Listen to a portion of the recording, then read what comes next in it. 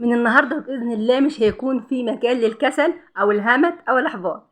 اول ما تشوفي قناتي ان شاء الله باذن الله هيبقى كل الايام كلها نشاط ان شاء الله. اول حاجه خلينا نسلم بالله ونصلي على الرسول. بسم الله الرحمن الرحيم. اللهم صل وسلم وبارك عليك يا حبيبي يا رسول الله، عليه افضل الصلاه والسلام. اللهم صل وسلم وبارك على سيدنا محمد وعلى اله وصحبه وسلم. ازيكم كلكم جميعا يا رب تكونوا باحسن صحه واحسن حال. وحشتي كتير الفيديو اللي فات. شفت بقى احنا بنتحدى الكسل، بنتحدى الاحباط، بنتحدى الهمت. شوفوا يعني انت بتصدقوا منهم كده. شوفي دوري على قناتي كده وهاتيها، هتتحدي كل ده.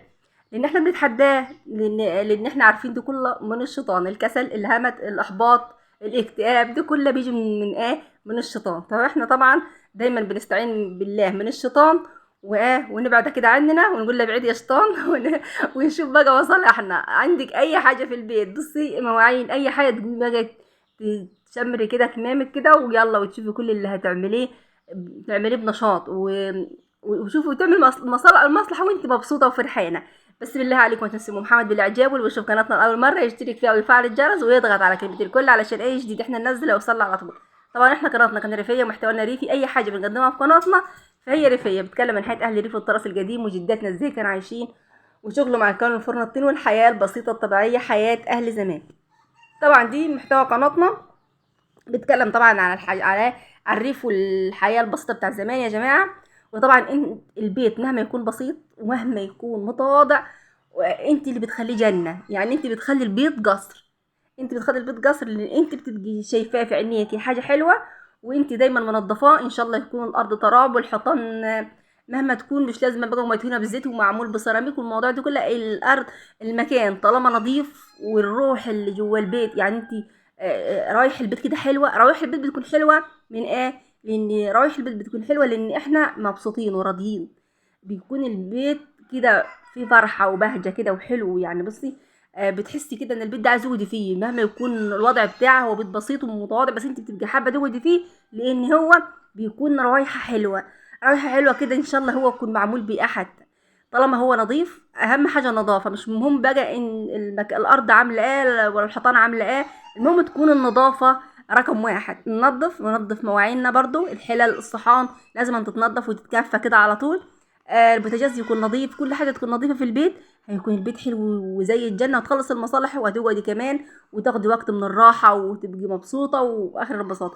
اما لو انت كسلانه ومكتئبه ومحبطه وشوفي، هتلاقي نفسك عملت المصلحه الواحده في يوم كامل. يعني انت ممكن تقعدي في اليوم كامل كده، انا هقوم انضف البوتاجاز، طب استنى شويه، طب بعد 5 دقايق، لا طب بعد 10، طب في الظهر، طب يعني ممكن هتلاقي وقت هتلاقي بوتاجاز بس عشان تنظيفيه خد منك يوم كامل، ضيع عليك يوم كامل. نفس الكلام في المواعين. ده انا عندي شويه مواعين كتار، ده انا عايزه اقوم اغسلهم، لا النهارده عشان عندي شويه مواعين كتار لا هروح اجيب اكل جاهز من بره، لا هناكل اي حاجه في البيت، ده انا هقطع مواعين وهقوم اعمل اكل، لا مش هينفع. فانت اللي بتسبب لنفسك الكسل، انت اللي بتسبب لنفسك الاكتئاب والاحباط وكل الحاجات الوحشه، لان انت بتستسلمي للشيطان. اوعي تستسلمي ابدا للشيطان. اوعي تحسي بكسل ابدا وتحسي بهمد. وبصي خليكي كده ايه، قومي وانت فرحانه. يعني قومي اقضي المصلحه كده وانت فرحانه ومبسوطه وهتلاقي نفسك. شوفي دعكتي مواعين ومسحتي بوتاجاز وكنستي البيت وعملتي كل حاجه ومسحتي وغسلتي قبل الظهر ما يجي. قبل الظهر ما يجي انا بقول لك اهو. انا بقول لك ايه، هتقومي تصحي بدري بس تيجي على نفسك. تصحي بدري هتغسل المواعين اللي عندك، وتعمل عندك مسيح، عندك غسيل هتخلص عليه. يعني وانت بس صحيت على الساعه 7 ان شاء الله قبل الظهر على الساعه 12 هتكون ما عندكش حاجه في البيت ولا غسيل ولا مسيح ولا، وكون كمان عملت الغدا وتكوني عملت الغدا. بس تجهزي بقى الطاقه والنشاط كده وما تفكريش في اي حاجه خالص. فكر ان انت بعد ما تخلص هتعمل ايه. بعد ما تخلص كده انا هخلص كل المصالح دي وهقوم اعمل كوبايه نسكافيه كده اشربها وانا قاعده كده ومبسوطه ومرتاحه. لما تمسكي بقى التليفون تلعبي فيه شويه، تفتح شاشه العرض كده تتفرج على حاجه. انت بقى خلصت كل المصالح. يبقى حاطه في دماغك كده بعد ما اخلص. انا حاطه في دماغي بقى بعد ما اخلص هعمل ايه. هاجي عامله لي كوبايه نسكافيه او كوبايه شاي حلوه كده بنعناع، واقعد كده بقى بروقان. هبقى رايقه وبالي رايق طالما المصلحه اتقضت. انا هكون رايقه كده وبالي رايق طالما انا خلصت كل حاجه في البيت. بس المهم اهم حاجه بقى تستعيني من الشيطان الرجيم. هو الشيطان الرجيم اسكت على الشيطان الرجيم ده. لما بيمسك ما يخليكيش تعملي اي حاجه خالص، يعمل لك كل حاجه وحشه. بصي يجيب لك احباط واكتئاب، ويجيب لك كسل، ويجيب لك حاجات كتيره. ولو شفت بقى الدنيا بايظه حواليك والمواعين بايظه والله هتكتئبي على اكتئاب تاني، هتتعبي تعب فظيع. المهم انت بقى تقومي تقضي كل المصالح اللي وراكي علشان تبقي كميه نشاط كده. هتلاقي نفسك اجري يا عبد الرحمن. بالله عليك طلع الكتكوت ده واقفل على الباب عشان عاملين صور هنا في المكان. اجري. اقفل على الباب. فبصي بقى، انا طبعا جايبالك الفيديوهات دي كده علشان تتنشطي، لاني انا اصلا كده، انا بصوا انا بحب حد يشجعني على النشاط. بحب اشوف حد كده عمل عمل حاجه بقوم اغير على طول واعملها. فانا جايبالك الفيديوهات دي عشان انت تشوفي. مثلا انا جاي ما دعكش معين، جاي ما اجنس هتقومي تعملي المصالح اللي وراكي. وفي نفس الوقت تاني انا بقول لك كده الكلام ده، ان انت تدي نفسك طاقه، انت من نفسك تدي نفسك طاقه كده علشان وتقولي اعوذ بالله من كل شيطان. اول ما تصحي من النوم كده بعد ما تفطري كده قولي اعوذ بالله من الشيطان الرجيم. بصي وقولي استعنتي بالله كده علشان هتلاقي نفسك ما خلصتي كل اللي وراكي والله من غير ما حسيتي ولا تعبتي بحاجه ابدا، ولا في حاجه عملت لك تعب ولا ارهاق ولا اي حاجه فيها. هتكوني مبسوطه، انت اصلا هتكوني بتقضي المصالح وانت مبسوطه، لان انت حاطه في دماغك ان انت في الاخر هتعملي ايه.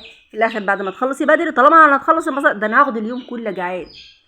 هتقولي كده، هتقولي طالما انا هخلص كل اللي ورايا بدري على الساعه 12 هاخد اليوم كله جعان، لان انا هرتاح. اما لو انت عملتي حاجه وقعدت شويه وكسلت شويه وتعبت شويه هتقعدي هتعملي فيهم النهار كله، ولا هتنامي فيها تصبحي فيه. يعني انت هتخلصي كل المصالح هتلاقيها هي تاني يوم. هتلاقي تاني يوم برضه في مواعين عايزه تتغسل، في بوتاجاز عايز يتمسح، في بيت عايز يتكنس، حتى لو مش هتمسح هتكنسي. يعني انت اللي هتنامي فيها تصبحي فيه. انت لو ما خلصتيش بدري وقعدتي تعملي فيهم اليوم كله هتلاقيهم تاني يوم هم. يبقى انت بقى هتضيع يومك كله، كل يوم هتضيع يومك كله في المصالح من الصبح للمغرب كده بتقضي في مصالح. لا، يبقى انت ترتبي وقتك وتظبطيه وتعملي لنفسك كده حاجه حاجه ان انت هبدا الساعه كذا هخلص الساعه كذا. فانت طبعا علشان تخلصي كل حاجه بدري فانت تعملي لنفسك وقت معين لشغل البيت، وقت بقى للقعاد. يعني انت رتبي وقتك انت هتلاقي نفسك شوفي مبسوطه ومرتاحه اخر راحه.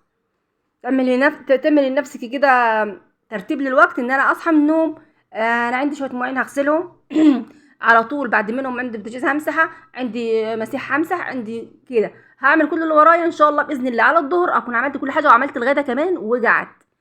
تقعدي بقى تتشطفي كده من اللي انت كنت بتعمليه كله ومصالح البيت طول لحد من الصبح للظهر كده تتشطفي، وتيجي بقى تجيبي لك كوبايه نسكافيه ولا كوبايه شاي حلوه كده، وتقعدي بقى بمزاج بقى. انت هتكوني رايقه، لان انت لما تقعدي تتفرجي على التليفون في الصبح تضيعي لك ساعتين او ولا ساعتين قبل الشاشه ولا في التليفون.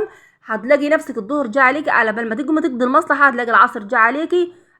يعني شوفي مش هترتاحي اصلا، وانت قاعده وماسكه التليفون ولا بتتفرجي على الشاشه، فانت مشغوله ان انت وراكي حاجه مش مبسوطه. هتكوني مبسوطه امتى؟ لما تكوني خلصت كل حاجه فعلا. هتستمتعي بالقعده على التليفون، هتستمتعي بالقعده قبل الشاشه، هتستمتعي بالوقت ده لان انت عارفه نفسك ما وراكيش اي حاجه، بتبقي مبسوطه ومرتاحه. غير لما انت بتعملي قاعده تتفرجي على حاجه وانت عارفه وراك حاجه بتبقي عايله همها. فالله المستعان، ربنا يقوينا. طبعا المصالح ما بتخلصش والقضيان ما بيخلصش والروتينات ما بتخلصش في البيوت، فاحنا علشان نواجه الموضوع ده فاحنا نكون مبسوطين، نواجه الموضوع المصالح والقضيان ده فاحنا نكون مبسوطين بيه، علشان احنا لما نكون مبسوطين فمش هنحس بتعب، مش هنحس بزهق، مش هنحس باحباط، لان احنا مبسوطين باللي احنا بنعمله وراضيين بشغلنا وراضيين بحياتنا. ما احنا راضيين هيبقى حياتنا حلوه وبيتنا حلو ومبسوطين، والبيت هيبقى رايحه حلوه كده لان انت مبسوطه فيه وبتضحكي ومبسوطه وبتقضي مصالحك وانت مبسوطه. ما تبقيش متضايقه ومكتئبه وانت بتقضي في المصلحه. لا، اقضي المصلحه وانت مبسوطه لان مش هتحسي بيها. هتقضي المصلحه وانت مبسوطه مش هتحسي بيها ولا تحسي بتعب ولا تحسي باي حاجه. ان شاء الله تكوني رايقه وتمام 100 100. فاهم حاجه، ما تنساش ام محمد بقى بالاعجاب بالله عليكم، واللي عنده جروب وعنده اصحاب يشيرنا الفيديوهات ويخلي قناتنا تتشاف علشان قناتنا تكبر وبقى زي بقيت القناه كده وقناتنا تبقى كبيره.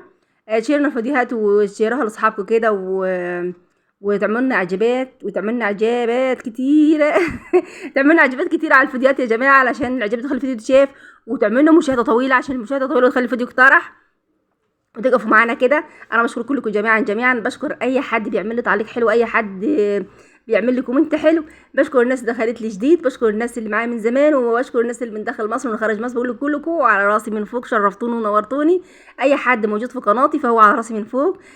ربنا ما يحرمني منكم ابدا، تفضلوا كده موجودين في قناتي، وربنا يزيدكم وما ينقصكم ابدا، وربنا يبارك لكم ويجعل اي حاجه بتعملوها، اي كلمه حلوه بتقولوها في ميزان حسناتكم يا رب العالمين. ربنا يبارك لكم يا رب، اترككم في رعايه الله، والسلام عليكم ورحمه الله وبركاته، مع الف سلامه.